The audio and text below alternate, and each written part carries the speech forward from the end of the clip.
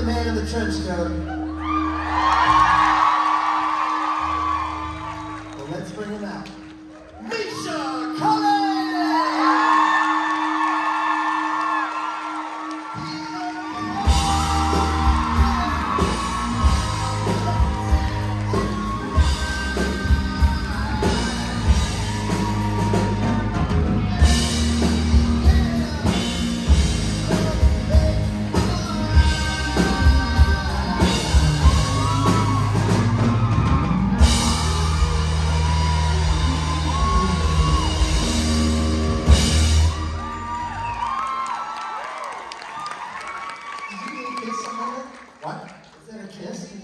It was awkward because I just wanted to snip your neck for some reason. I was just following a natural impulse. Sure. And then as I got close, you opened up like, oh, he's gonna kiss me. And then I felt like, oh, this is awkward. He wants me to kiss his neck.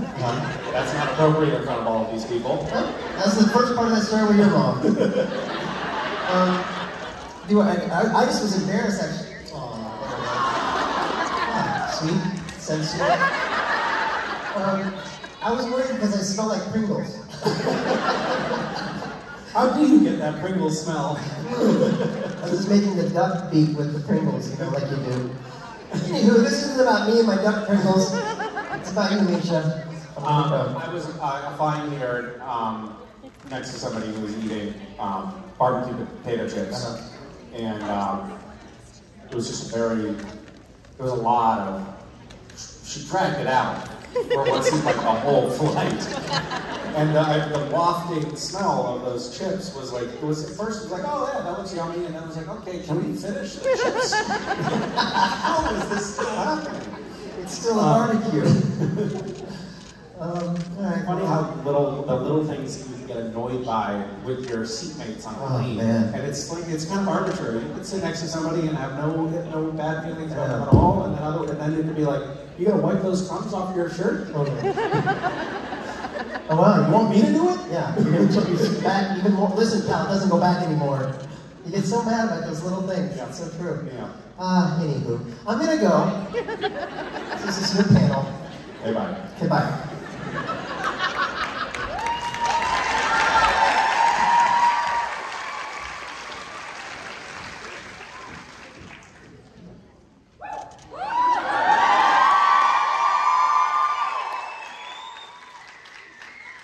Dramatic pause.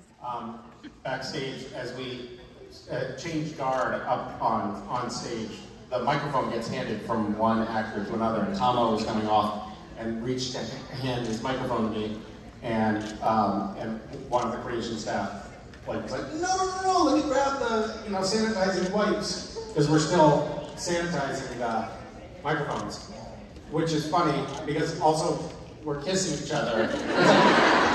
There's all of these, we're following certain rules still, and yet there are other things we're doing that are like, well, that doesn't seem like it makes a lot of sense. We're wiping that down, but then licking each other. But I guess, it just shows you care still. Which no one actually does, it seems like. Nice to be back in DC. How many of you are from the DC metropolitan area? Wow, a shocking number of you are not from the DC metropolitan area. How many are not from DC? Wow, it's like January 6th all over again.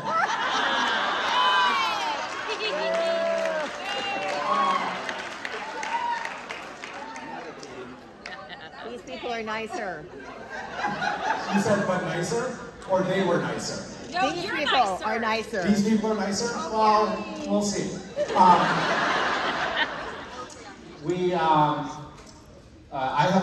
spent a lot of time in my life in DC, and it's like bringing back a lot of memories. I was just sitting in the green room reflecting on, like, oh right, and then there was that happened, and then there was that happened. I came here for the first lengthy stay when I was interning at the White House, and I was so excited for that job, but I was a terrible intern. Because it turns out so I don't know if you all know this, but sometimes they make interns do really boring things. And so I was constantly trying to figure out a way to make my job interesting. And my job included, I was reviewing applicants I was in the Office of Presidential Personnel, and the Office of Presidential Personnel is responsible for making about 3,200 presidential appointments. So there are like a lot of jobs out there in the federal government that are presidential appointments. Some of them are like Secretary of Agriculture, big deal jobs like that, which we would get floods of applications in for, and I would open the mail. And there are a lot of people who think that you get the job of Secretary of Agriculture by sending in a headshot and resume. So I found this hilarious, and I brought home a fairly large collection of applications. Some of them were like soft, like there was this woman who was like a former Miss America who sent in like 10 glossy 8x10 soft focus, half nude photos of herself. She wanted to be ambassador to Sweden, I think. They hired her? It was for Clinton. And I was like, do you really think this would work on President Clinton? Yes.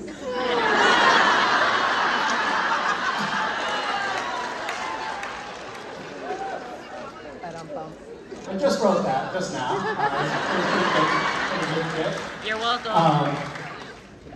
I have one more. I'm going to tell one more DC-related story because it's relevant.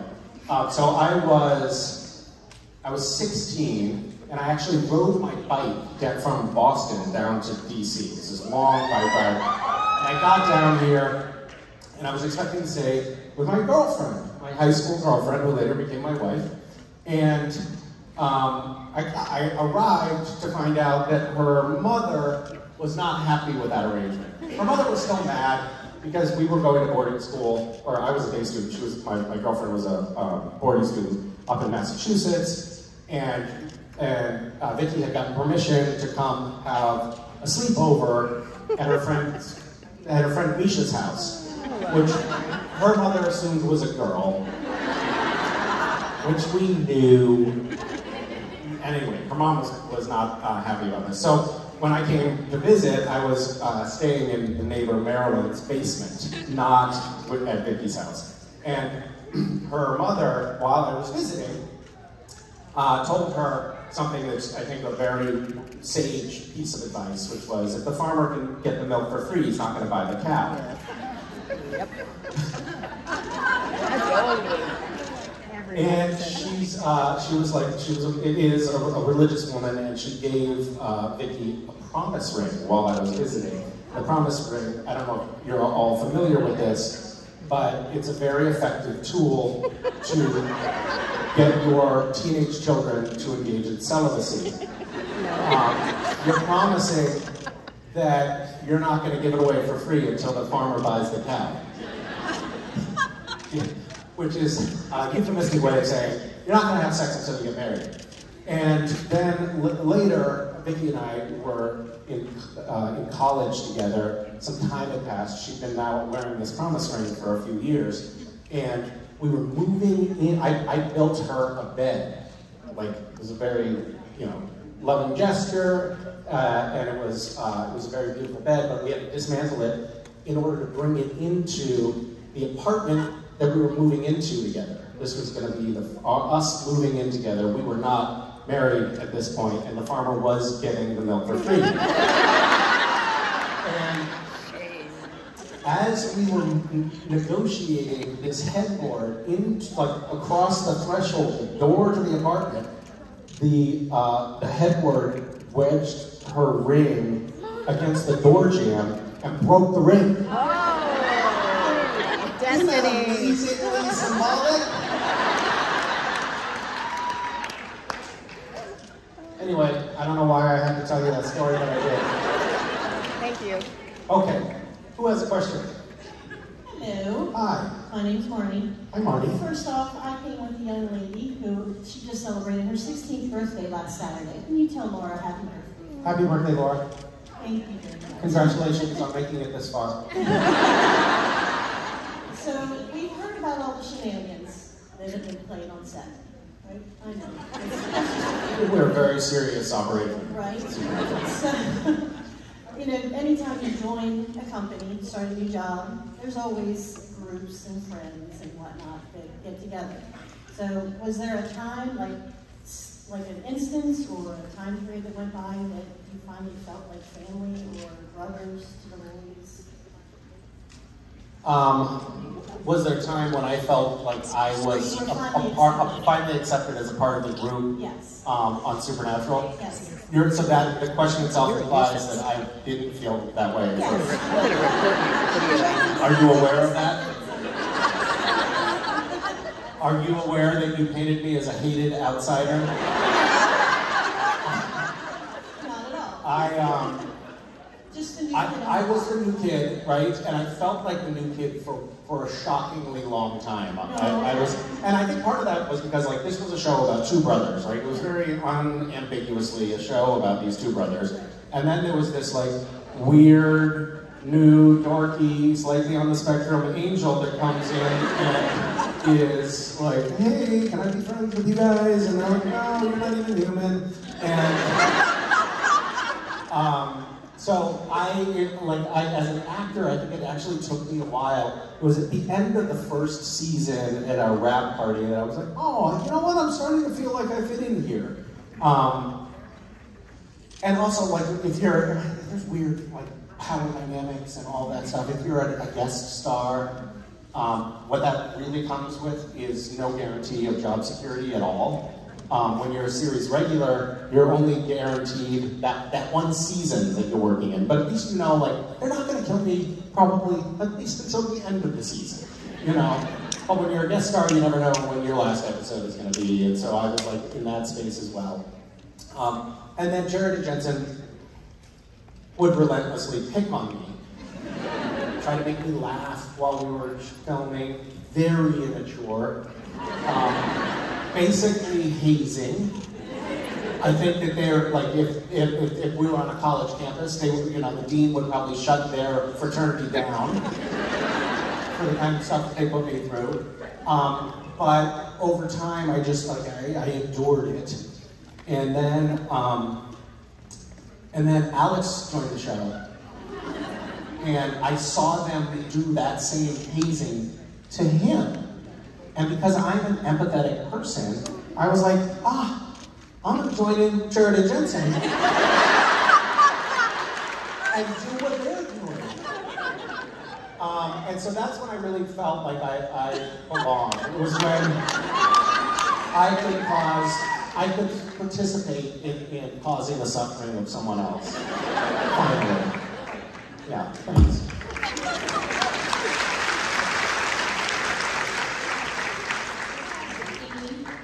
Hi. I was going to ask you if you had any funny DC stories about the funny stories. Wait, any funny stories about what? DC, but you kind of already answered that. So. Let's see. Funny stories about DC. Well, I was very poor when I was here. I was starting a software company. That was my out of college idea. So, gosh, what story should I tell? There are certainly stories I should not tell. I also. What's that? Who?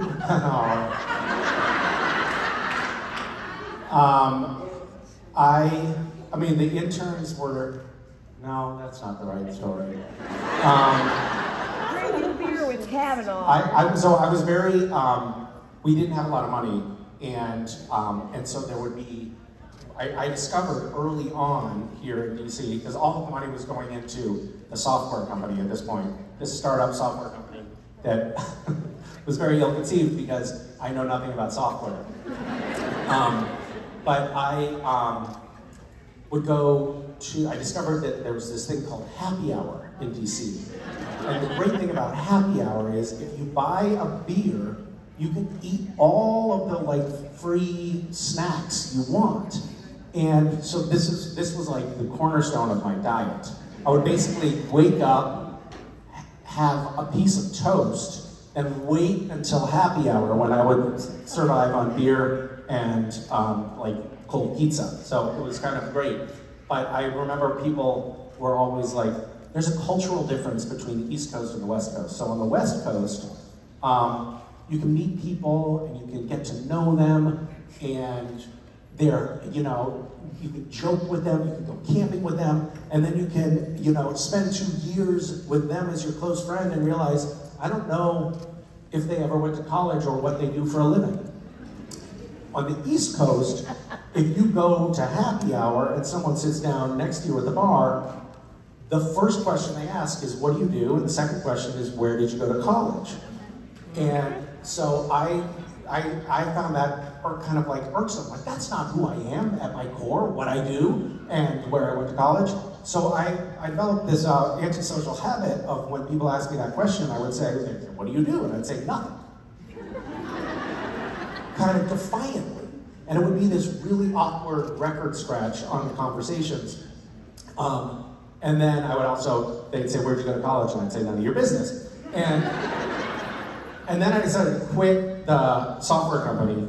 And then people would say, what do you do? And then I'd say nothing, but it no longer had that forceful, defiant quality. It was just like, I actually don't do anything. And I don't know what to do with myself. And that's what really, like, that was the turning point where I decided to become an actor. It was out of desperation in these awkward conversations in DC.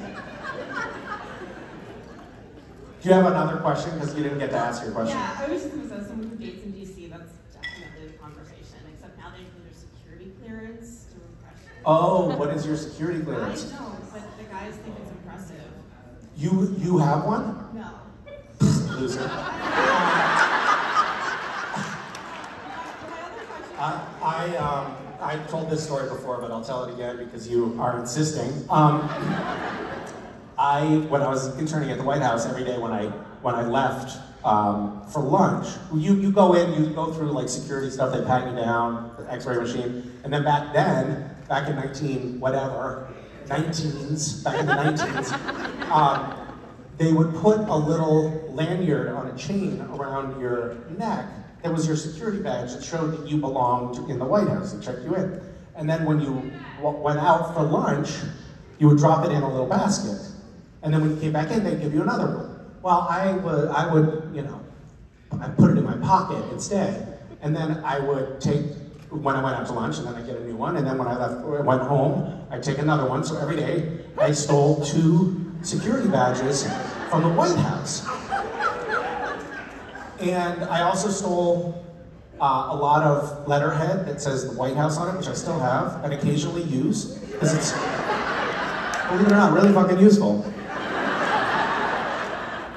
And I had, in my room, at my mother's house, I made like a mobile, like I had this plant, like hanging plant thing with no plant in it, and I hung all of these security badges as like a decorative element in my room. And then someone was like, wait, are these actual security badges from the White House? And I was like, yeah, pretty cool, huh? I've got like 100 of them. And then this person like flipped it over and started reading the back of it with small print that I had never taken a look at. And it said something like, you know, minimum 7-year prison felony charge for having this in your possession outside of White House grounds. Which gave me pause. This would be like 700 years in prison. Anyway, but I'm not worried about that now. Because it's statute of limitations and all that. You still didn't get to ask your question. This sucks. You know, if you had had a security clearance, I would have let you ask. Well, you know what though? I mean, security clearance doesn't even mean anything these days because you can apparently, you know, put top secret documents and take it back to your house if you want. You can load up a van with nuclear codes if you want. Nobody does anything. I mean, it's amazing to think like the FBI or the National Archives or whoever has been after these documents has been after the presumably they were taken 2 years ago, almost, right? So during that time, it's like, hey, you accidentally took a few van loads of top secret documents back to your golf course. Could you shoot those back to us? No? Okay, we'll just wait. What's the worst that could happen with top secret documents floating around for 1.5 years with no one watching them? Except him. Anyway, seems like there should have been a little bit more urgency on that one from my point of view. Anyway, you were saying. Do you work for the government? Do you even work for the government? Or are you just an imposter? Wait. No, but my brother and his girlfriend work for the FBI. So. Your brother and his girlfriend work for the FBI? Okay, now you're talking. Do they do any raids? I was talking to her last night at dinner. She said they found out texting people like, oh my god, you know about the raids? Like, it's not my department. Like, so now. Should they be texting about that sort of thing? That seems like maybe a violation of. I think iMessages are encrypted, so that's okay, but probably not WhatsApp because that is. Well, you probably shouldn't be revealing those secrets too. When I'm sorry to beat a dead horse here with my stories, but when I was applying for the job of White House intern, I amazingly, through some clerical error, got the internship, but then I had to fill out the FBI security clearance documents. It was 22 pages of detailed FBI security clearance forms that I had to fill out, and it got to the question of, this probably isn't going to make sense to most of the audience because you're too young, but it got to a question like, have you ever tried any illegal drugs, or taken any illegal drugs? And I took a puff of a joint. I used the exact right language, but I didn't inhale. It was I wrote whatever Bill Clinton had said publicly about his smoking pot. And I was like, ha ha ha, you are very clever, young man. And I remember filling out, so I filled out the paperwork, and then I put it in one of those blue mailboxes. And as I remember so clearly, as the door was shutting and the envelope was sliding in, I was like, no. I realized that it's not FBI security clearance form. We don't make jokes about doing drugs. And it went in, and I didn't get it back. And I was like, shit, why did I do that? And then time went by. Anyway, long story short, they let me go. They allowed me to steal 100 badges. And then, about a year later, there were all these news articles about how they were backlogged with the FBI security clearance things, and there was 2 years backlog, and all these people had been allowed to come into the federal government and had not had their FBI security stuff vetted at all, which is awesome. So at some point, it came across someone's desk, and they were like, well, this guy can't. Oh shit, that was 2 years ago. He's already gone. We should probably go raid his house. Anyway, you were asking a question. At this point, I've taken up so much time, I feel like I should actually say this. Yeah, you should. It's a little bit rude. I mean, if you... But anyway, you're connected with some very important people at the FBI, and you're sharing some of their secrets, so it's worth it. What's your favorite color?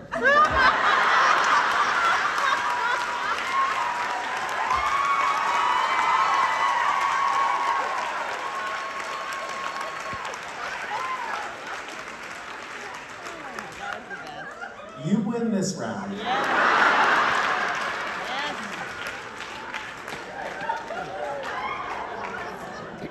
Touche. Okay. Not even going to try to do a funny quip. That was really, you won that one. Hi.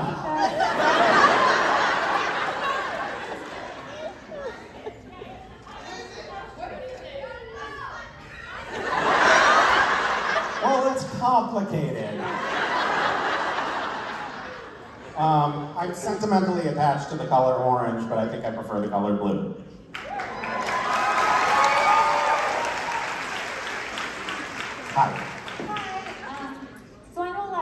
feel very connected to their characters and feel very similar while filming. But now that you haven't been filming for a while, are there any qualities you've noticed about yourself and you're like, oh wow, I'm a lot more like Castiel than I thought?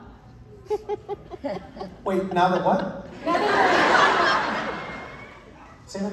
you're, now that you're no longer filming, Now that I have a little bit more perspective on the matter.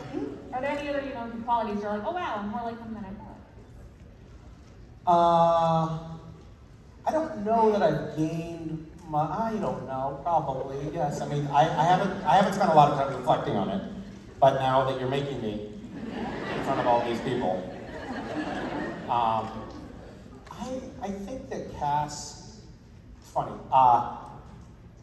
in certain situations, like not when I'm on stage, and not when I'm talking to groups, but when I'm maybe by myself or having an intimate, personal conversation, I think I have like a certain, I don't know, like kind of melancholy quality to my personality or something that can come across that I think was very prevalent in Cass's personality. There was a certain abiding sadness. That almost has, the word almost has too much weight to it, but there was a certain like reflective melancholy to Cass that I think I bring to a lot of walks of my own life. I don't know. I was more reflective than I intended to be, but mistakes happen. Thanks.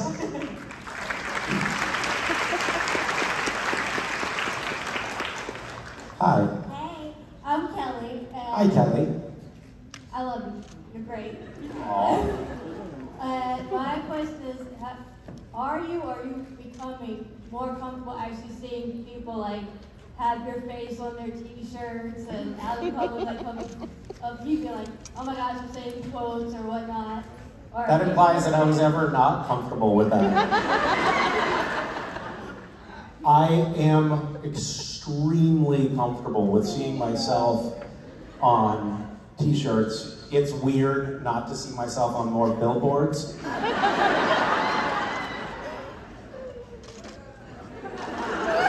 Tattoos, super comfortable for me.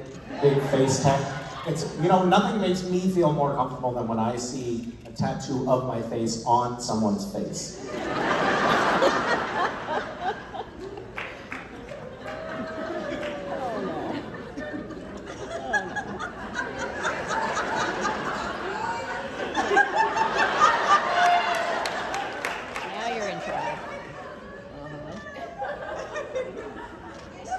I'm gonna tell a story that is just it's me bragging, but it's masquerading as a story about my family.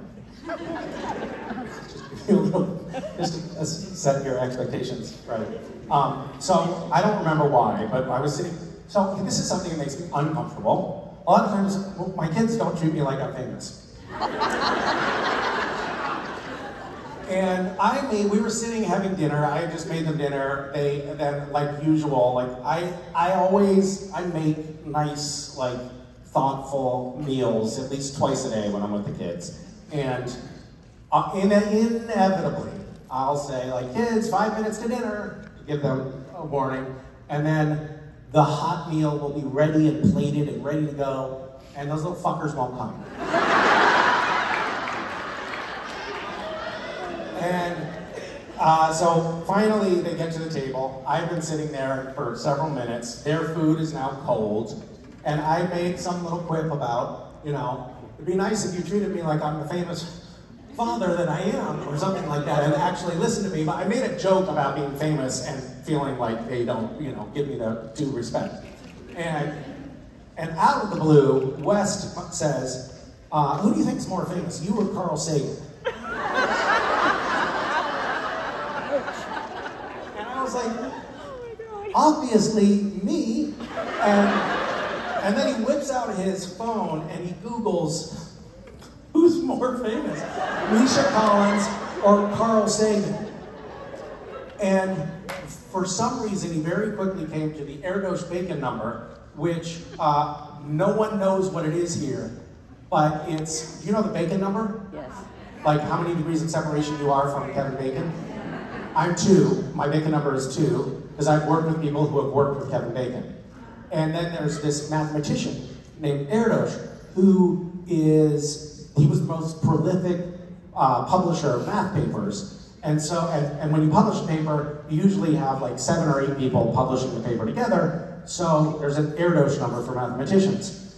I happen to have an Erdos number as well. No way. And there's only like 25 or 30 people in the world who have an Erdos Bacon number, who have both been in a movie with somebody who's been in a movie with Kevin Bacon, and who have their name as an author on a math paper with someone who, you know. So anyway, long story short, of the 25 or 30 people in the world who have an Erdos Bacon number, me and Carl Sagan are 2. And it's the same. And Wes was like,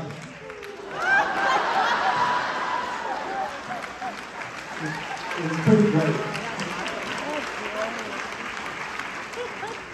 Hi, Misha. Hi. Yeah, I know I look like a small child. I'm not. With that being said, we all know you. Screw off.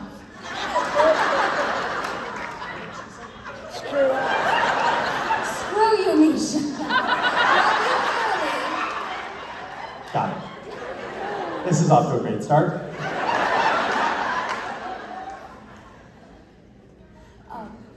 Being that you do get picked on, probably a little bit less than I do. What is the best prank that has been pulled on you by any cast member? Best or worst? Do you classify the worst one as the best? Worst for me?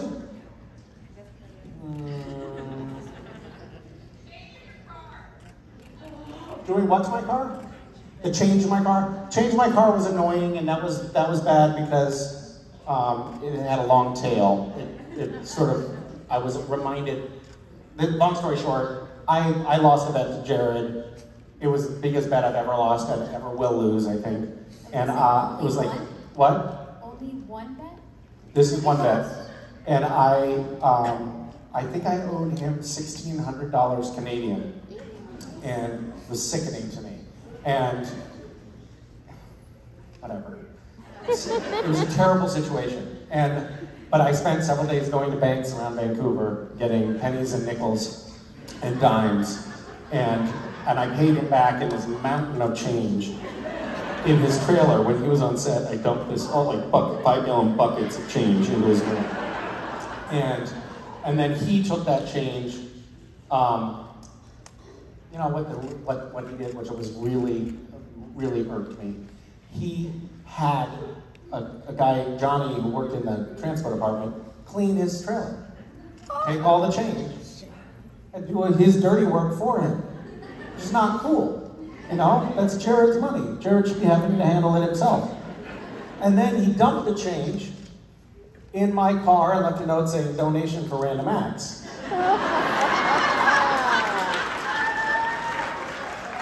And that is, it's much more difficult to clean the change out of all the cracks and cracks. It wasn't like just on the seat.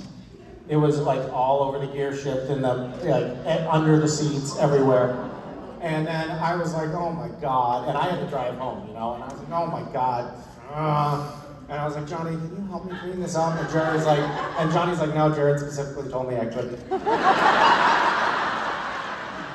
Are you still finding change today? So that car I no longer have. I actually gave it to a friend.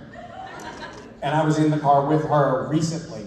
This is literally 10 years, 12 years later, a long time ago. And she hit the brakes at a stoplight, and I heard, shh. There's still change sloshing around under the seats in that car. Anyway, so that one had a long tail. It was a constant reminder of Jared's nefarious influence. Influence. Thank you for asking. Hi, my name is Holly. Hi, Holly. Love you. You're so handsome. Thanks. Let's tell me more. No, that's fine. I just have a question about the Hollywood parody, Okay. specifically the second version of it. If you have any good or funny memories from making it that you haven't told already? I have very little memory of doing that at all. You're talking about the Ghostbusters one? Yeah. Yeah, I think I do think I requested that role. I don't know, what's her name? Peggy? Holly. Huh? Holly. That's the character's name? No, not yours. Janine. Janine.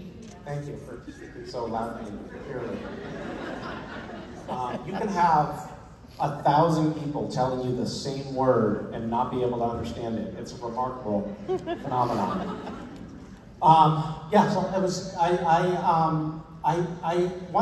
have this tendency when I'm playing a role to take it seriously, no matter how ridiculous it is. I don't know what it is about me, and it's not because I'm not aware that it's a parody or something like that. But I was like, well, I really have to, I remember getting worried, like, I really have to watch that over and over again and try to, mimic that character as well as I possibly can. And then I watched it and I was like, wow, that doesn't look anything like her. I don't have any stories though for you, I'm sorry. I remember we were in Las Vegas in a very sweltering hot studio somewhere where I'm quite certain bad things had happened to good people. And they were constantly having to mop the sweat off my face during that. And yeah, I think I had to wring out my cardigan when we were done. There you go. Hi. I'm Noelle. That's my sister. That was your sister? Yeah, we're twins. Oh my God. Yeah. Planned this? It's very impressive. It's our first convention too, so I Oh, don't know how really? we lucked out with Well, that. welcome. Thank you. I hope it's treating you well. It is. It's very stressful though. I know. I know. What's stressful about it to you? Just running up and down and everything. Where are you running up and down? Well, not, like going from like photo ops to autographs to. Okay. You made it sound like you were doing wind sprints in the No. hallway. Me and my sister were racing, and then... No, but I'm loving it. But my question is, do you have a quote from like your childhood that you've taken with you until now, or like a new one that you now follow? A quote from my childhood. Yeah, like something that like somebody either like you read or somebody told you that kind of just stuck with you.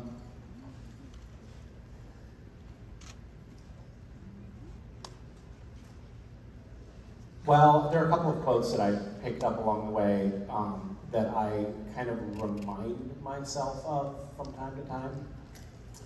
One is a complicated one because it's not always true, but it's something that I read in a Murakami book, What I Talk About When I Talk About Running. And it's a quote that actually it's not Murakami, I don't even know how to pronounce his name. He didn't actually write this, but it's suffering, pain is inevitable, but suffering is optional. And that is perhaps in its most pure sense true. Like people who are, attain a certain level of enlightenment in life can actually endure incredible pain and not suffer through it, just observe it as pain, emotional pain or physical pain. And it's sort of aspirational for me. So while I find myself suffering many times and suffering in a way that doesn't feel like a choice point, that quote is often a reminder to pull myself out of the stories that are making my suffering worse. And then from early childhood, my mom had a friend who was this guy who was very poor and I think teetering on homelessness. I think he ended up being a heroin addict and died of an overdose when I was like 11. But when I was 5, he guys that picks up garbage on the side of the highway, and he had a little spear that he poked the garbage with, and he drew this little watercolor pencil drawing of himself poking trash in a full raincoat. And it just said, I didn't mind working in the rain today because it's Misha's birthday. And I was, you know, I was just this 5-year-old kid, but that card, I kept it with me until our house burned down when I was a junior in high school. But for some reason, it was so meaningful to me, and I think it was because it was just this small gesture from somebody who I didn't even know that well. It wasn't like he was a super, you know, like an uncle figure to me or anything, but it was just this like, this small gesture of kindness that had a big impact on me, and it stuck with me. And I think I may have like kept that as a reminder, you know, to try to be kind to people and pay attention to people, because you never know when it's going to be something that actually lands for them. So while the quote itself is not one that is ever going to be on any tombstone, it held special meaning for me nonetheless. Thank you.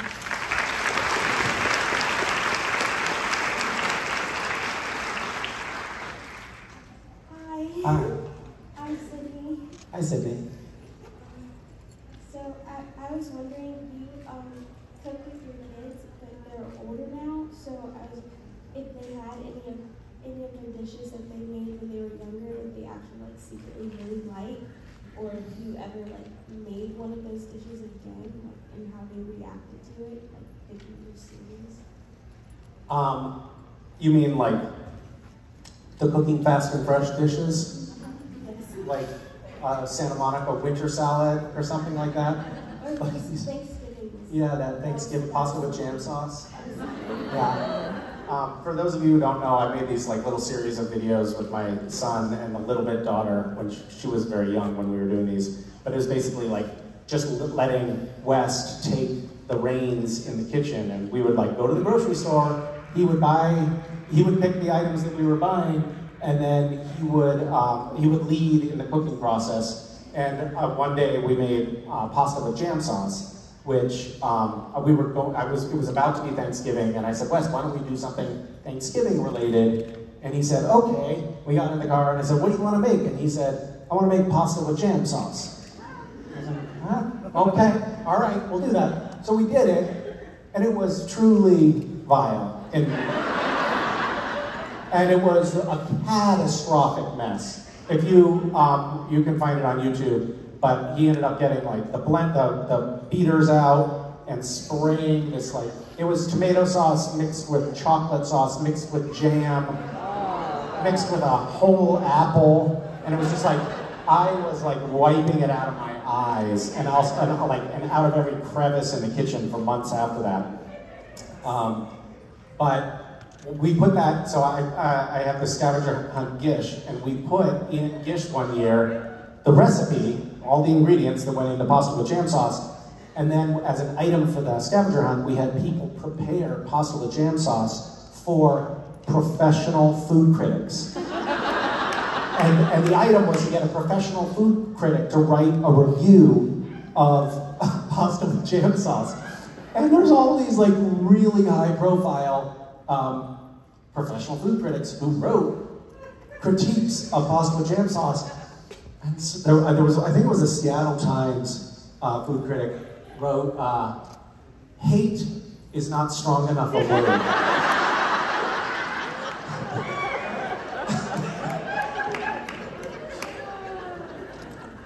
But it's funny that you mentioned that, because the other day I was opening, the kids used to make concoctions all the time.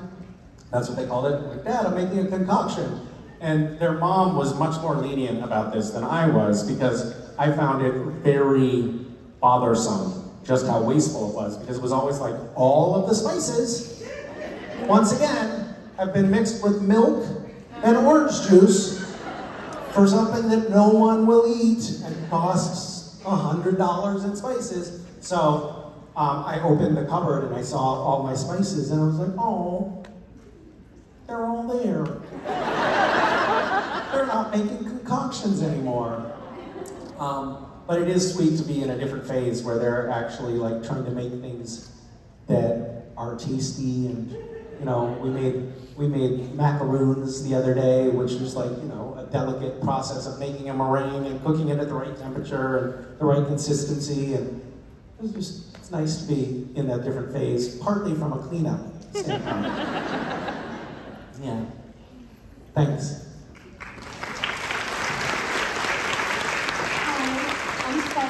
Hi. I know you worked for the White House. I was wondering if you have any advice for someone who wants to work with the government?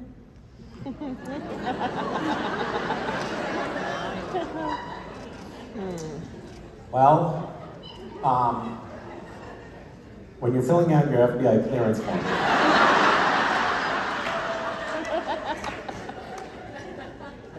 the truth is you can really get away with stealing a lot of stuff if you work for the government. So consider that. Look, if you think about it, the government works for you, right? So technically, when you're, for example, taking office supplies, those are your office supplies. So I would just say, when you do get officially, you know, signed on in a GS-10 position or something like that, with medium or maximum level security clearance, I would just take whatever you can. Yeah. Whatever you can fit in a van comfortably and bring back to your golf course, I would say do that.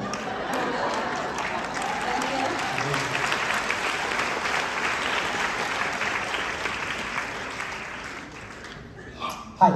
Hi, Misha. I'm Jenny. Hi, Jenny.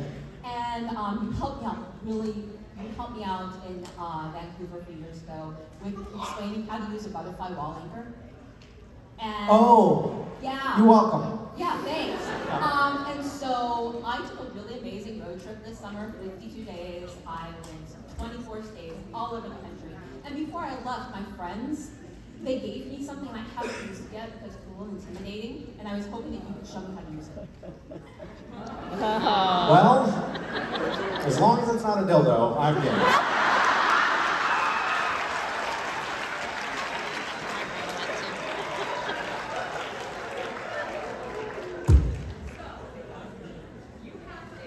Okay. There's 3 bottles in there. Whichever bottle you choose, you need to read the name of it and explain why you're choosing it. Okay, well this sounds like a no-win proposition for me. Hold it by the bottom? Oh my God, there's a lot of... hold it by the bottom, but then take something out of it and hold my microphone?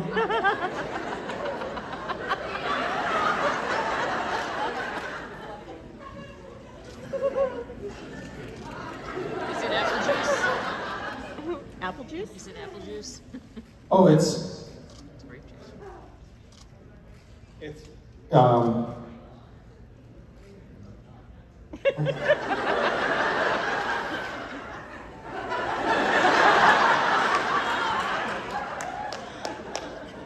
I will work on this privately.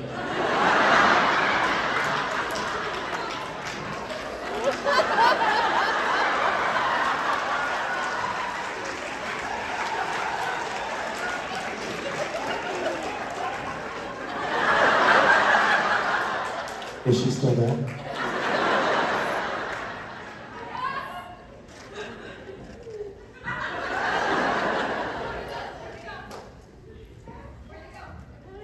Yes, next question. Hi, my name's Dawn. She really only wanted me to take one.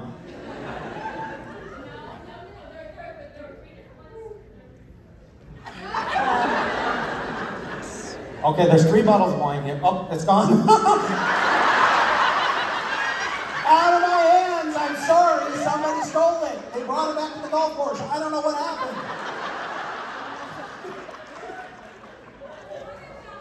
I know, what sucks. I'll find you later. I'll return it to you, I promise. I promise. I promise. I promise. The Russians do not have it. Hi. I will, Jenny, I'll get you your wine back, I promise. Hi. Hi, this is my first con. Normally I do concerts, so I was wondering what concerts you've been to and if you had any memories from them. What, you normally, what did you say? I normally do concerts. Oh, I thought you were saying this is your first convention, normally you go to the concert. I was thinking the Saturday night show. And I was like, well, that doesn't make sense, but there are other concerts in the world. Yes, there are. Yeah. And I've been to a lot of them. I went to a concert recently that was, I was driving to somewhere. Where was I going? I was going to the airport, can't remember why.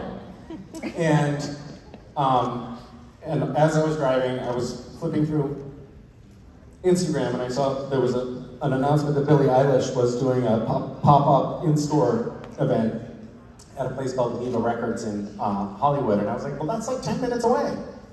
And so I went and met Billie Eilish. It was so great. She's so great, her family's so great, they're all awesome. I got to, like, she's a Supernatural fan. Like, a major Supernatural fan, so I got to, like, hang out with her in the green room, and it was awesome. So that was really cool, and then to, like, watch her sing in the little record store. That was the first concert I think I've been to post-pandemic. Is that possible? Might not be true, but it is possible.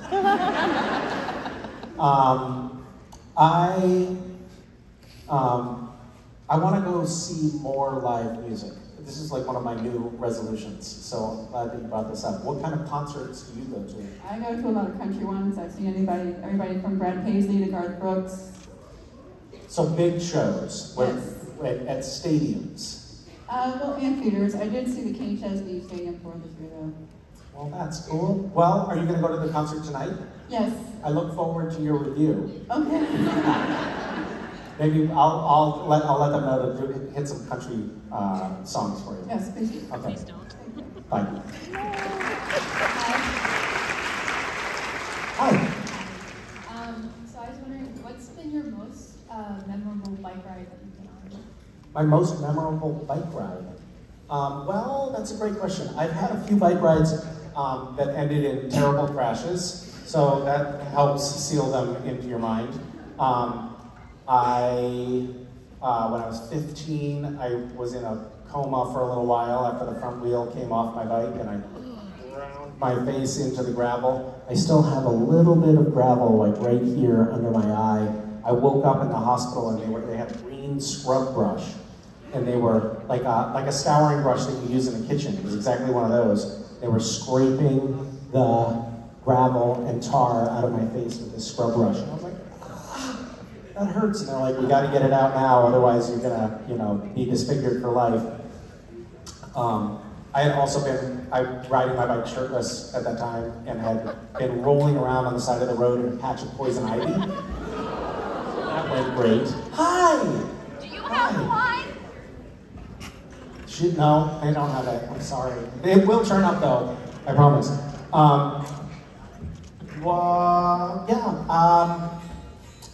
Other memorable bike rides. Okay, here's a very short bike ride. Sorry, guys. Please, it's this. You know my friend Darius. Yes. So Darius and I went on a bike ride, and we were in Maine. I think I just told this at the last convention, so I've run out of stories. We were riding our bikes on a long trip in Maine, and we stopped to get water out of the shower bib, the hose bib of somebody's house. Like across the lawn, we filled up our water bottles, and then we started wrestling because we were 18, and that's what we did all the time. We were wrestling on the lawn in our spandex. As you do, and sweaty from our bike ride, spraying ourselves down with hose water. With a stranger's hose. Yeah, a stranger in rural Maine. And so then this guy, this pickup truck comes skidding into the driveway, and the owner of the house jumps out with a shotgun. Oh my God. And his neighbor had called him to let him know that there were two guys who were, well, either fornicating in his front yard or trying to break into his house, or both. So he's like, "You're on private property, what the hell are you doing here?" And without missing a beat, Darius, my friend, says to him, "We're riding for the rhino." And I was like I'm like, yes. And Darius is like, walks straight toward the guy. He's like, "We're riding for the rhino." And I look at him like, "What the hell are you talking about?" And he's like, we're raising money for the endangered black rhino, and we're riding across Maine. In fact, I have some pledge forms in my bag. We were not riding for the rhino, just to be clear. I have some pledge forms in my bag if you want to make a donation. And he goes for his bag, and the guy backs up with his gun, gets in his pickup truck, and he's like, "No, I'm good, you guys are good." And he scared him away by asking him for a donation for a cause that didn't exist. It was amazing. Also, he was probably thinking, what the hell is riding for the rhino mean? I don't want to know. Wow. That's amazing. Yeah. Anyway. That's amazing. Wow, and I can see Darius doing that, coming up with that. Yeah. That's bravery. You made it through. Well, I could tell by the boos when we got out here that it was a good panel. Or a really bad man. Right. Can't believe you've been left us with him for that long. Woo! Sure. Thank you all for your hospitality.